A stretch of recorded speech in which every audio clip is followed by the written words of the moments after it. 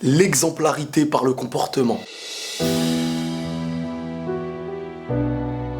Je suis ceci, je suis cela. Beaucoup représentent tout par la bouche et malheureusement rien par les actes. Avant de vouloir être une chose, il faut la représenter. Avant de la crier dans tous les toits, il faut l'assumer.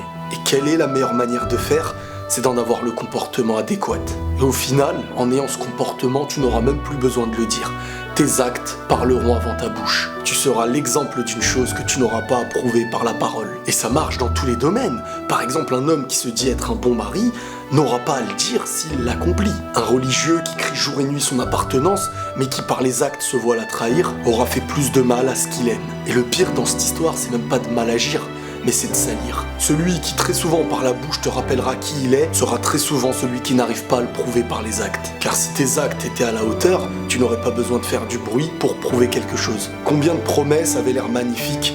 Combien en ont assumé les paroles ? Le comportement doit assurer, les paroles doivent rassurer. La vie serait tellement meilleure si on était obligé de prouver par les actes avant de promettre par la bouche. Il y aurait beaucoup moins de déception, car au fond on est tous un petit peu trop naïfs des belles paroles. Et contre ceux qui ont une sale image de vous ou qui vous insultent, vous pourrez changer tous ceux qui vous dénigrent et même ceux qui mentent sur votre dos par un comportement. De tous ceux qui viendront dire cette personne recule, si toi-même tu avances droit, la preuve en sera ton comportement. Ne pas répondre à la violence par celle-ci ou à l'insulte par celle-là. Et comme ça, vous deviendrez les maîtres de vous-même, les maîtres de votre comportement. Et vous arriverez peut-être même à faire changer une grande majorité de ceux qui sont opposés à vous. N'oubliez pas que certains ennemis souhaitent uniquement vous tirer vers la douleur qu'ils vivent. Soyez au contraire celui qui par votre personne aura la meilleure des réponses possibles. Celle où la bouche sera fermée et où les actes seront prouvés. Quel homme ou quelle femme ne rêve pas d'avoir en face de lui ou d'elle, non pas quelqu'un qui a vendu du rêve par la bouche, mais quelqu'un qui a rendu heureux par sa manière de vivre, sa manière d'accomplir,